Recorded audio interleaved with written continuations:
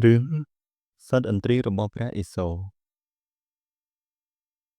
មានសត្វឥន្ទ្រីមួយជាកបប្រតិយនៃព្រះឥសូរបើសត្វឥន្ទ្រីនោះវាចង់បានអ្វីឬចង់ស៊ីសាច់សត្វណាក្តីគេទូលព្រះឥសូរថាវាយូរសុបិនត្រូវបានស៊ីសាច់សត្វនោះព្រះឥសូរក៏ចេះតែជឿតាមហៅសត្វឲ្យវាស៊ីតែរឿយៗសត្វទាំងឡាយមានគោក្របីជាដើមក៏កាត់ក្តៅក្រហាយនឹងសត្វឥន្ទ្រីនោះដ៏មហិមាតែពុំហ៊ានថាអ្វីព្រោះខ្លាចអំណាចព្រះឥសូរជាម្ចាស់លើសត្វលោកនោះថ្ងៃមួយសត្វឥន្ទ្រីនោះវាចង់ស៊ីសាច់ស្ដេចដំរីទើបវាទូលព្រះឥសូរថាវាយូរសុបិនត្រូវស៊ីសាច់ស្ដេចដំរីសព្រះឥសូរក៏ជឿតាមទើបឲ្យ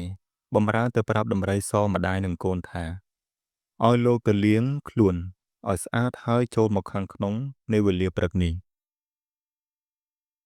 ឲ្យសត្វឥន្ទ្រីគេស៊ីត្បិតគេយល់សុបិនឃើញថា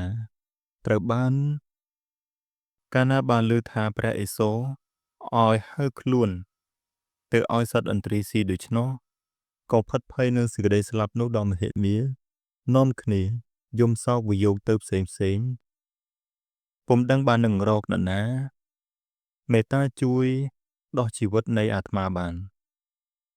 ហើយក៏នាំគ្នាដើរចុះទៅក្នុងស្រះដើម្បីនឹងងូតទឹកដោះលាងកាយគ្រានោះមានសត្វទីទុយមួយទំនៅលើមែកឈើបានឃើញដំរីសម្ដាយនឹងកូនដើរយំសោកដូច្នោះក៏សួរទៅថាណែដំរីសអ្នកមានទុក្ខទោមនោះព្រោះអ្វីដំរីសម្ដាយនឹងកូនក៏ថ្លែងសេចក្តីប្រាប់ទុក្ខទីទុយតាំងពីដើមដល់ចប់សពគ្រប់ប្រការទីទុយឮដូច្នោះក៏ថាអោព្រះឥសូរលោកម្ដេចក៏ប្រកបដោយឆន្ទៈគតិគឺលំអៀងច្បាប់លំអៀងសេចក្តីទៅតាមស្រឡាញ់លំអៀងសេចក្តីទៅតាមសេចក្តីស្រឡាញ់ទៅជឿស្ដាប់តែពាក្យសត្វឥន្ទ្រីឲ្យយីគេឯងដូច្នេះដំរីសតបថាអោអ្នកទីទុយអើយខ្ញុំនេះឥតទីពឹងពុំអ្នកសោះឡើយសូមអ្នកមេត្តាជួយសង្គ្រោះដោះដូរជីវិតខ្ញុំឲ្យរួចពីភ័យម្ដងនេះទៅលោកម្ចាស់ខ្ញុំម្ដាយនឹងកូននឹងនៅបម្រើអ្នកឯទីទុយកើតចិត្តមេត្តាក៏ឆ្លើយទទួលថាអើបើដូច្នោះអ្នកឯងឆ្លើយទទួលសារភាពថាជាបាវខ្ញុំកែតាមអបាយកលនិងព្រះឥសូរមើលម្ដងដំរីសក៏ព្រមតាមហើយឲ្យទីទុយជិះទុំលើក្បាលកូនដំរីសចោលទៅកាន់ដំណាក់ព្រះឥសូរទៅកាន់ដំណាក់ព្រះឥសូរដល់ភ្នំកៃមហាស្ថានដល់ហើយទីទុយក៏ចោះចាក់ក្បាលដំរីសចូលទៅទៀបបល្ល័ង្កទីនាំងព្រះឥសូរហើយទូលថាបើពិតព្រះអង្គជាកំពូលលោកព្រះអង្គមានការអ្វីបានជាទ្រង់ហៅដំរីសជាបាវខ្ញុំទូលបង្គំមកនេះមានហេតុភេទយ៉ាងណាព្រះករុណាព្រះឥសូរឆ្លើយថាទីទុយបើឯងនេះត្រូវដល់សេចក្តីស្លាប់ហើយនៅក្នុងថ្ងៃនេះត្បិតសត្វឥន្ទ្រីគេយល់សុបិនថាត្រូវបរិភោគផ្សាយសត្វដំរីហេតុនេះទើបយើងឲ្យដំរីសជាបាវឯងមកឲ្យគេស៊ី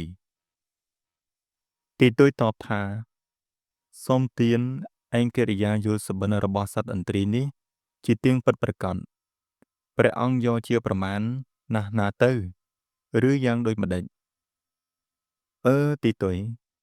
សត្វឥន្ទ្រីនោះគេយល់សុបិនហើយសុបិននោះទៀងនិមិត្តពិតណាស់ហើយយកជាប្រមាណបានទីទុយក្រាបទូលព្រះបង្គំជាខ្ញុំជឿតាមព្រះបន្ទូលដែលទ្រង់ជឿសុបិនសត្វឥន្ទ្រីនោះដំរីសជាបាវខ្ញុំព្រះករុណាវិសេសក៏គួរស្លាប់ ហើយខ្ញុំម្ចាស់នាំដំរីមកថ្វាយហើយខ្ញុំម្ចាស់នាំមកថ្វាយឲ្យទ្រង់ប្រទានដំរីឲ្យឥន្ទ្រីគេបរិភោគចុះតែខ្ញុំលអងទូលីព្រះបាទយប់មិញនេះមានធរៈដើរចាប់ក្តាមបរិភោគពុំបានទទួលទានដំណេកសោះបើដូច្នេះសូមមេត្តាអត់ទោសសូមទទួលទានដំណេកបានមួយស្រឡេកសិនហើយសឹមនឹងខ្ញុំនាំបាវខ្ញុំឲ្យឥន្ទ្រីស៊ីថាហើយទីទុយក៏ធ្វើជាថ្មិចភ្នែកសង្ងំដេកបន្តិចទីទុយក៏ធ្វើជាភ្ញាក់ឡើងវិញហើយពុតខ្លួនពុតប្រានធ្វើកិរិយារីករាយហើយទូលព្រះឥសូរថាសូមទ្រង់ព្រះមេត្តាប្រោសទូលព្រះបង្គំជាខ្ញុំទទួលទានដំណេកអំបញ្ញមិញនេះទៅយល់សុបិនល្អណាស់ជាសុបិនមង្គលសុភនិមិត្តព្រះឥសូរក៏សួរថាបើឯងយល់សុបិននោះដូចម្ដេចចូលឯងនិយាយទៅមើលទីទុយក៏ទូលថាសុបិនទូលព្រះបង្គំជាខ្ញុំមានសេចក្តីប្លែកស្ទើរតែមិនហ៊ាននិយាយព្រះឥសូរមានព្រះបន្ទូលថាមើលឯងនិយាយទៅមើលសុបិនឯងនោះយ៉ាងណាទីទុយសូមទានសុបិននោះឃើញថាសម្ដេចនាងឧមាភគវតីជាព្រះមហាក្សត្រល្អងទូលីព្រះបាទនេះស្រឡាញ់ខ្លួនខ្ញុំព្រះបង្គំពិសេសល្អងទូលីព្រះបាទក៏ប្រោសប្រទានឲ្យមកជាភរិយាខ្ញុំ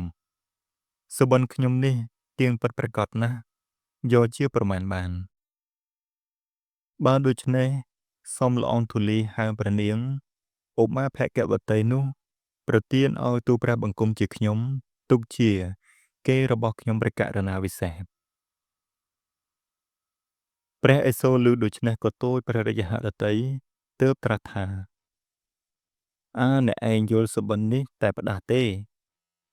យើងនឹងយកជាប្រមាណពំបាននឹងជឿស្ដាប់ពំបានទេទីទុយអើយទុយតបថាការយល់សុបិនខាងទូលព្រះបង្គំជាខ្ញុំព្រះអង្គយកជាប្រមាណពំបាននឹងជឿស្ដាប់ពំបានចុះខាងសត្វឥន្ទ្រីនោះមកដោយក៏ព្រះអង្គជឿស្ដាប់យកជាប្រមាណបានបើសុបិនទូលព្រះបង្គំជាខ្ញុំមិនពិតសុបិនសត្វឥន្ទ្រីនោះក៏មិនពិតដូចគ្នាព្រោះវាជាវិស័យសកលជាតិដូចគ្នាសូមព្រះអង្គកាន់សេចក្តីនេះឲ្យបានប្រកបដោយយុត្តិធម៌ទាំងសងខាងឲ្យទានព្រះឥសូរឮទីទុយស្ដីដូច្នោះចូលឯងនាំយកដំរីសជាបាវឯងវិលទៅកាន់ទីលំនៅវិញចុះកាលនេះយើងលើកលែងគ្នាតែប៉ុណ្ណោះទីទុយក្រាបបង្គំលានាំដំរីសម្ដាយនឹងកូនទៅកាន់ទីលំនៅវិញដំរីទាំងម្ដាយនិងកូនក៏បានរួចជីវិតទៅជាសុខសប្បាយតទៅព្រោះបានជួបនឹងទីទុយជាកល្យានមិត្តជាអ្នកប្រាជ្ញអាចជួយដោះទុក្ខបានដោយប្រពៃ